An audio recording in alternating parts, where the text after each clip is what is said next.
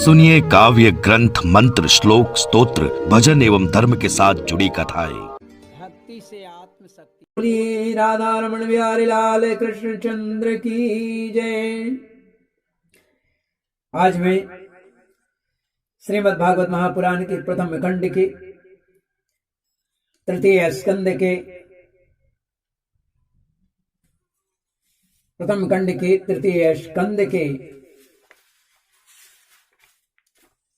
अतः द्वात्रिंशोऽध्याय अर्थात 32वां अध्याय धूम मार्ग और अर्चिरादि मार्ग से जाने वालों की गति का और भक्ति योग की उत्कृष्टता का वर्णन हिंदी में आरंभ कर रहा हूं। त्रुटियों के लिए क्षमा करेंगे।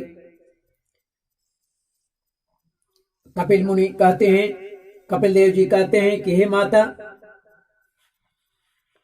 अथायो गृह में धिया धर्मानेव वशन गृहे काममर्थं च धर्मान् स्वान् दोग्धि भूय पिपर्तितान्। माता जी, जो पुरुष घर में रहकर सकाम भाव से गृहस्थ के धर्मों का पालन करता है और उसके फलस्वरूप अर्थ एवं काम का उपभोग करके फिर उन्हीं का अनुष्ठान करता रहता है, वह तरह तरह की कामनाओं से मोहित रहने के कारण श्रद्धा पूर्वक वे रहने के कारण भागवत धर्मों के से विमुख हो जाता है। मैंने पूर्व में बताया था भागवत धर्म के बारे में, किसे भागवत धर्म कहते हैं, तथा यज्ञों द्वारा श्रद्धा पूर्वक देवता तथा पितरों की ही आराधना करता रहता है। उसकी बुद्धि उसी प्रकार की श्रद्धा से युक्त रहती है। देवता और पितर ही उसके उपास्य रहते हैं, उसके इष्ट रहते हैं। अतः वह चंद्रलोक में जाकर उसके साथ सोमपान करता है और फिर जब पुण्य छिन्न हो जाता है तो पच्युत होकर नीचे इसी लोक में लौट आता है। इसी लोक में वह लौट आता है। मैंने इसे पूर्व पिछले अध्याय में बतलाया है बहुत चीजों को। उसे गौर से सुनेंगे, पढ़ेंगे तो आपको अंदाज होगा, पता लगेगा वास्तव में है क्या भागवत। यदा चाइंद्र शय्यायां सेते लंतार्षणोरी तदा लोकालयं यान्ति ताएते गृहमेधिना। कहते हैं कि जिस समय प्रलय काल में शेषशायी भगवान शेषशय्या पर शयन करते हैं, उस समय सकाम गृहस्थाश्रमियों को प्राप्त होने वाले ये सब लोक भी लीन हो जाते हैं। जो विवेकी पुरुष अपने धर्मों का अर्थ और भोग विलास के लिए उपयोग नहीं करते, बल्कि भगवान की प्रसन्नता के लिए ही उसका पालन करते हैं, भगवान की प्रसन्नता के लिए ही उसका पालन करते हैं, वे अनासक्त, प्रशांत, शुद्ध चित्त और निवृत्ति धर्म पारायण होकर के, ममता रहित होकर के, अहंकार शून्य होकर के पुरुष जो है स्वधर्म के पालन रूप सत्वगुण के द्वारा सर्वदा शुद्ध चित्त हो जाते हैं। स्वधर्म पालन से वे शुद्ध चित्त हो जाते हैं। वे अंत में सूर्य मार्ग, जिसको अर्ची मार्ग भी कहते हैं या देवयान मार्ग भी कहते हैं, तो वह सूर्य मार्ग के द्वारा सर्वव्यापी पूर्ण पुरुष श्री हरि को ही प्राप्त होता है। पूर्ण पुरुष सिर्फ और सिर्फ केवल नारायण है, बाकी कोई पूर्ण पुरुष नहीं है।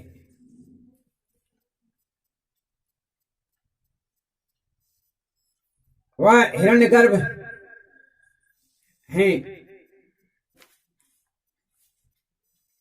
तो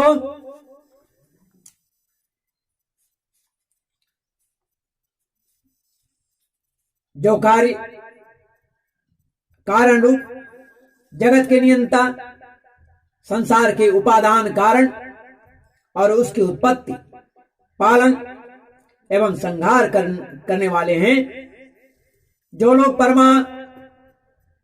परमात्मा दृष्टि से हिरण्यगर्भ की उपासना करते हैं, वे दो परार्थ में होने वाले ब्रह्मा जी के प्रलय प्रलय उसके सत्यलोक में ही रहते हैं। वे सत्यलोक में ही रहते हैं।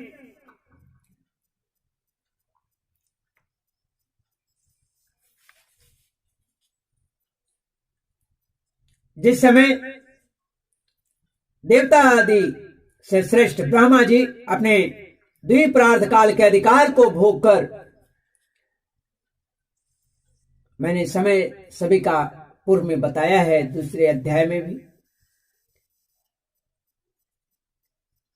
तो द्विपरार्थ क्या है, कितना समय लगता है, कितना समय को कहते हैं, ये सारी चीज मैं आप लोगों को पूर्व में बता चुका हूं, इसलिए मैं आगे बढ़ रहा हूं। द्विपरार्थ काल के अधिकार को भोग कर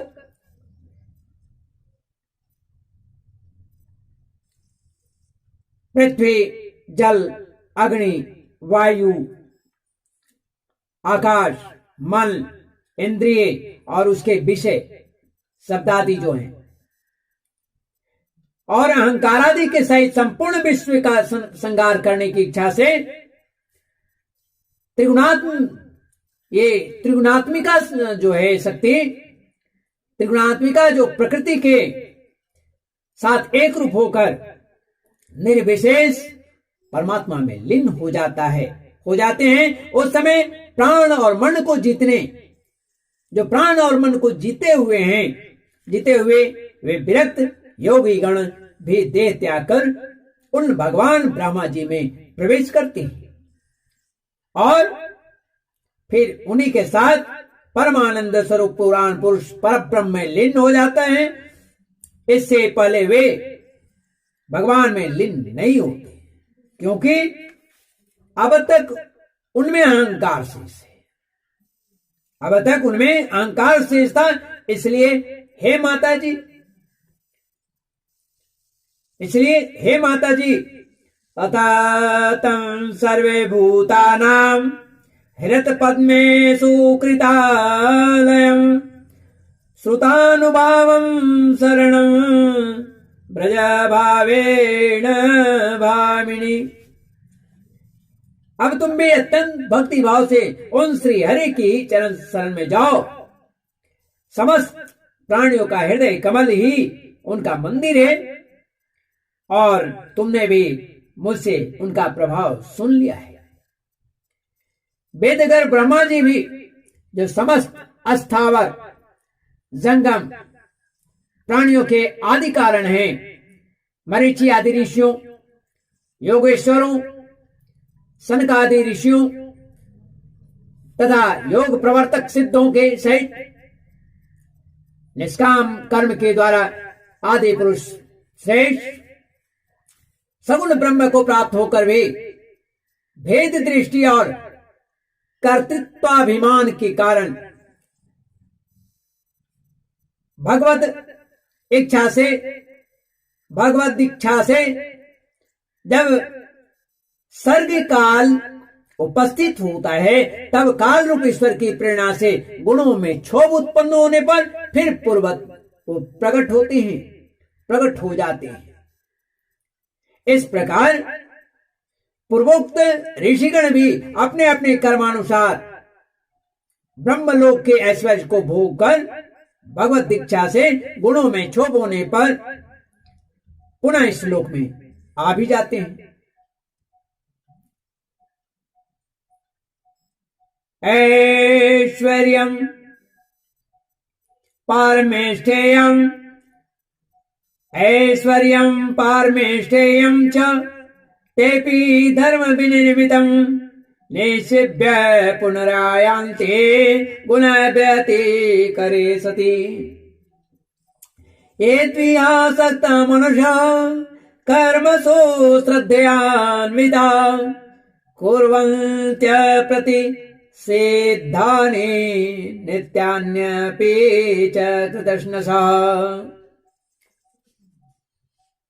जिनका चित्त इस श्लोक में आसक्त है और जो कर्मों में श्रद्धा रखते हैं, वे वेद में कहे हुए काम्य और नित्य कर्मों का सांगोपांग अनुष्ठान करने में ही लगे रहते हैं, शुरू से अंत तक पूरा करने में ही लगे रहते हैं। उनकी बुद्धि रजोगुण की अधिकता के कारण कुंठित रहती है। हृदय में कामनाओं का जाल इस तरह फैला रहता है और इंद्रियां उनके बस में नहीं होती है। कामना पर कामना, कामना पर कामना उनकी फैलती चली जाती है, बढ़ती चली जाती है।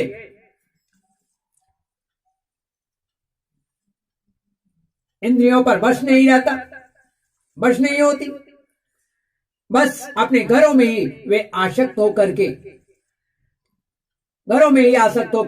वे नित्य प्रति हर दिन केवल पितरों की पूजा में लगे रहते हैं। जैसा कि मैं पहले भी बताया था, भगवान कृष्ण ने गीता में भी कहा है कि जो जिनकी पूजा करता है वह उन्हीं को प्राप्त हो जाता है। जैसे भूतों को पूजने वाला भूतों को ही प्राप्त होता है, नारायण को पूजने वाला नारायण को ही प्राप्त होता है। तो ये पितरों को ही पूजा करते हैं, पितरों की पूजा में लगे रहते हैं। ये लोग अर्थ, धर्म और काम के ही परायण होते हैं। धन कैसे कमाया जाए,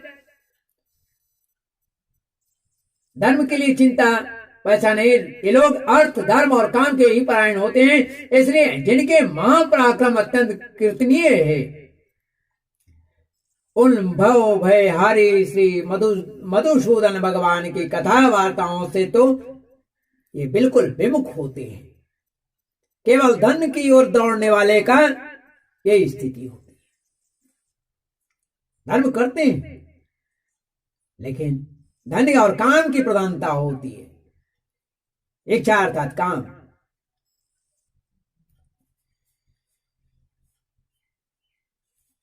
है बेष्टा भोजी अर्थात कुकर, सुअर। तो बेष्टा भोजी कुकर, सुअर आदि जीवों के बेष्टा चाहने के समान जो मनुष्य भगवत कथा मृत्यु को त्याग कर छोड़कर निंदित विषय वार्ताओं को सुनते रहते हैं,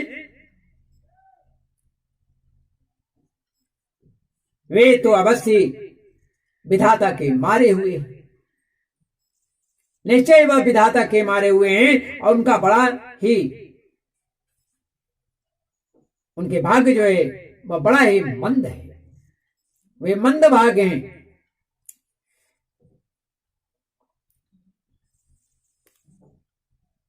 दक्षिणेन पथार्यं न पितृलोकं व्रजन्ति ते प्रजामनो प्रजायन्तं संसारान्ते क्रियाकृतः। गर्भाधान से लेकर अंत्येष्टि तक जन्म में आने से सब संस्कारों को विधि पूर्वक करने वाले ये सकामी कर्मी जो होते हैं, सूर्य से दक्षिण की ओर के पितृयान या धूम मार्ग से पितृश्वर अर्यमा, पितरों के स्वामी का नाम है अर्यमा, ये अर्यमा के लोग को जाते हैं, पितृ लोग जाते हैं और फिर अपने ही संतति के बस में उत्पन्न होते हैं। अपने ही पुत्र पोते के यहाँ उन्हीं के घर में वे जन्म लेते हैं, जो कबीर व स्वयं दादा थे।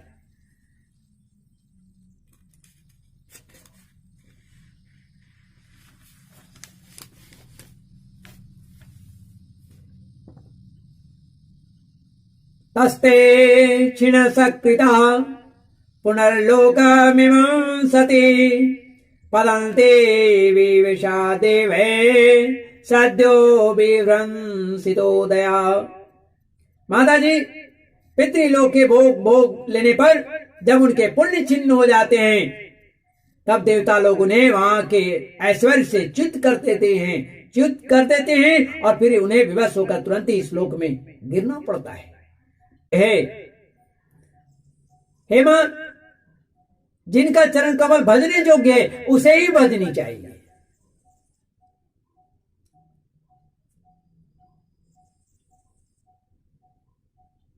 उन भगवान का तुम उन्हीं के गुणों का आश्रय लेने वाले भक्ति के द्वारा सब प्रकार से अर्थात मन, वाणी और शरीर से, यानी कर्म जो शरीर से की जाती है, उन्हीं का भजन करो। भगवान वासुदेव के प्रति किया हुआ जो भी कार्य है, भगवान वासुदेव के भगवान नारायण के प्रति किया हुआ भक्ति योग तुरंत ही संसार से वैराग्य और ब्रह्म साक्षात्कार करा देगा, साक्षात्कार रूप ज्ञान की प्राप्ति करा देता है। वस्तुतः सभी विषय भगवत रूप होने के कारण समान होता है। अतः जब इंद्रियों की वृत्ति के द्वारा भी भगवत भक्त का चित्त उनमें प्रिय अप्रिय रूप विषमता का अनुभव नहीं करता, सर्वत्र भगवान का ही दर्शन करता है, उस समय वह संग रहित सब में समान रूप से स्थित त्याग और ग्रहण करने योग्य जो करने योग्य है उसको ग्रहण करता है। दोष और गुणों से रहित होता है। अपनी महिमा में आरूढ़ होने के कारण महिमा में आरूढ़ अपने आत्मा का ब्रह्म स्वरूप से साक्षात्कार करता है। वही ज्ञान स्वरूप है।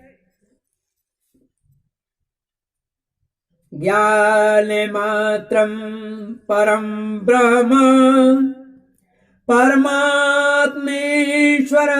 पुमान् दृश्या देवे पृथक भावे भगवान एकयते। वही ज्ञान स्वरूप है, वही परब्रह्म है, वही परमात्मा है, वही ईश्वर है, वही पुरुष है, वही एक भगवान स्वयं जीव, शरीर, विषय, इंद्रियों आदि अनेक रूपों में प्रतीत होता है। संपूर्ण संसार में आसक्तियों का अभाव हो जाने के कारण यह अभाव हो जाना बस यही योगियों की सब प्रकार के योग साधना का एकमात्र अभिष्ट फल है।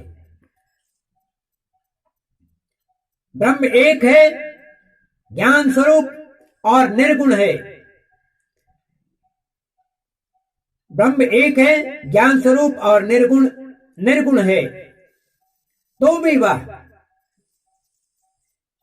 बाहरी जो वृत्तियां हैं, बाह्य वृत्तियों वाली इंद्रियों के द्वारा भ्रांतिवश शब्द आदि धर्म वाले विभिन्न पदार्थों के रूप में वह भासता है, देखता है।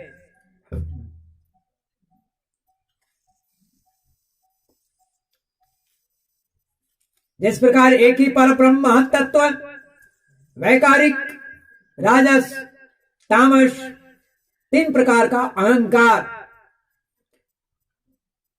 पंच महाभूत एवं 11 इंद्रिय रूप बन गया है। परब्रह्म महत्त्व कितने रूपों में बटा है ये गिनती है। और फिर वही स्वयं प्रकाश इनके संयोग से जीव कहलाया। उसी प्रकार उस जीव का शरीर रूप या ब्रह्मांड भी वस्तुतः ब्रह्म ही है, क्योंकि ब्रह्म से ही इसकी उत्पत्ति हुई है। किंतु ऐसे ब्रह्म स्वरूप वही देख सकता है जो श्रद्धा भाव से श्रद्धा युक्त होकर भक्ति भाव से वैराग्य रूप धरकर तथा वैराग्य तथा निरंतर के योगाभ्यास के द्वारा एकाग्रचित्त और असंग बुद्धि हो गया हो, अहंकार रहित हो गया हो, वही इसे देख सकता है। आगे कहते हैं कि हे माता जी, हे पूजनीय मां, हे पूजनीय माता जी, मैं तुम्हें अब यह ब्रह्म साक्षात्कार का साधन रूप ज्ञान सुनाया है।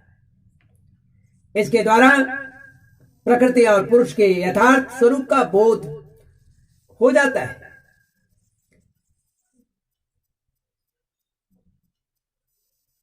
भगवान किसे कहते हैं?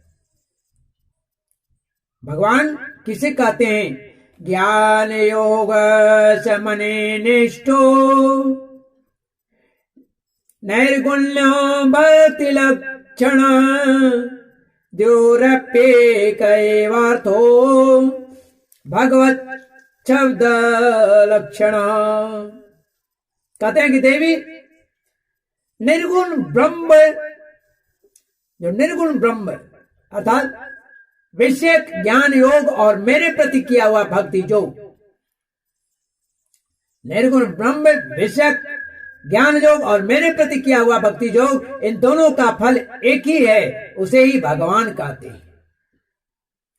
जिस प्रकार रूप, रस एवं गंध आदि अनेक गुणों का आश्रयभूत एक ही पदार्थ भिन्न भिन्न इंद्रियों द्वारा भिन्न रूप से अनुभूत होता है, वैसे ही शास्त्र के विभिन्न मार्गों द्वारा एक ही भगवान की अनेक प्रकार से अनुभूति होती है। नाना प्रकार के कर्म, नाना प्रकार के क्रियाकलाप, यज्ञ, दान, तप, वेदाध्ययन, वेद विचार यानी मीमांसा, मन, इंद्रियों के संयम, कर्मों के त्याग, विविध अंगों वाले योग, भक्ति योग, निवृत्ति और प्रवृत्तियों का सकाम और निष्काम दोनों प्रकार के धर्म, ये जो दोनों प्रकार के धर्म हैं, ये भी आत्म तत्वों से, आत्म तत्व के ज्ञान और दृढ़ वैराग्य, इन सभी साधनों से सगुण निर्गुण रूप स्वयं प्रकाश भगवान को ही प्राप्त किया जा सकता है। आगे कहते हैं कि माता जी, सात्विक, राजस और तामस और निर्गुण भेद से 4 प्रकार के भक्ति योग होते हैं। तो 4 प्रकार के भक्ति योग का, और जो प्राणियों के जन्मादि विकारों का हेतु है तथा जिसकी गति जानी नहीं जाती, उस काल का स्वरूप मैं तुमसे कह ही दी चुका हूं। काल की गति तो पहले भी पिछले अध्याय में बता चुका हूं। देवी, अविद्या जनित कर्मों के कारण जीव की अनेकों गतियां होती है। उनमें जाने पर वह अपने स्वरूप को नहीं पहचान सकता है। मैंने तुम्हें जो ज्ञानोपदेश किया है, अब कपिल जी फिर कहते हैं कि हे माता, मैंने तुझे जो ज्ञानोपदेश दिया है उसे दुष्ट, दुर्विनीत, जो विनीत नहीं है, घमंडी है, दुराचारी है, मतवाला है, धर्मध्वजी है, यानी धर्मध्वजी दम्भी, पुरुषों को नहीं सुनाना चाहिए, क्योंकि वो नहीं मानेगा, अपमान हो सकता है। न लोलुपायोपदिशिन्न गृहारूढ़ चेतसे ना भक्त्या च मे जातो न मदभक्त दिशामपि। जो विषय लोलुप हो, विषयों में आसक्त हो, गृहासक्त हो, मेरा भक्त न हो, मेरे भक्तों से द्वेष करने वाला हो, उसे भी इसका उपदेश नहीं करनी चाहिए। श्रद्धानाय भक्ताय विनीताय न सूयवे भूतेषु कृतमैत्राय शुश्रूषा वीरतराय च विरताय च।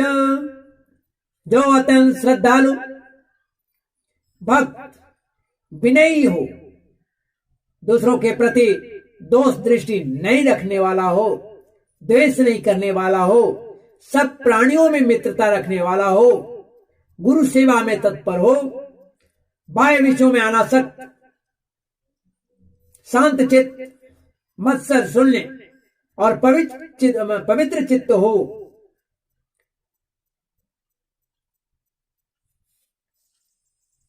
तथा मुझे परम प्रियतम मानने वाला हो, उसे इसका अवश्य उपदेश करें।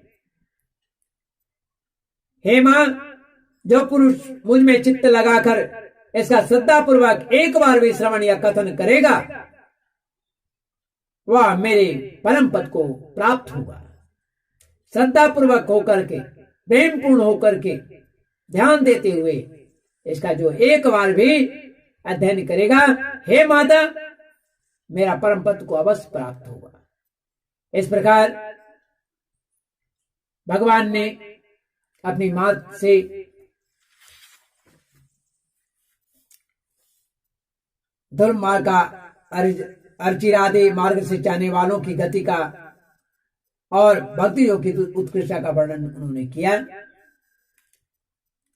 इसी के साथ श्रीमद् भागवत महापुराण के प्रथम खंड के तृतीय स्कंद के अथ 3 अध्याय का के रूप में यहाँ पर समाप्त करता हूं। पुनः क्षमा करेंगे, खा के रूप में मैं इसे समाप्त करता हूं। श्रीमन्नारायण नारायण नारायण हरे हरे नारायण।